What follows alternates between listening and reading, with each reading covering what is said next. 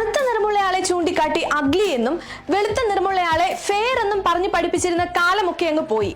മനുഷ്യന്റെ ജീവിതത്തിലും സാമൂഹിക സാഹചര്യങ്ങളിലും അനിവാര്യമായ കാര്യങ്ങളാണ് ഇനി അങ്ങോട്ട് നമ്മുടെയൊക്കെ കുട്ടികൾ പഠിക്കാൻ പോകുന്നത്.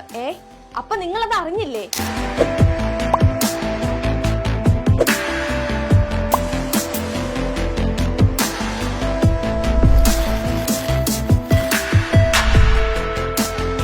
ഫിസിക്കൽ എഡ്യൂക്കേഷൻ മുതൽ AI വരെ കുട്ടികളെ പഠിപ്പിക്കുന്ന തരത്തിലാണ് സംസ്ഥാന സർക്കാരിന്റെ പുതിയ പാഠ്യപദ്ധതി തയ്യാറാക്കിയിരിക്കുന്നത്.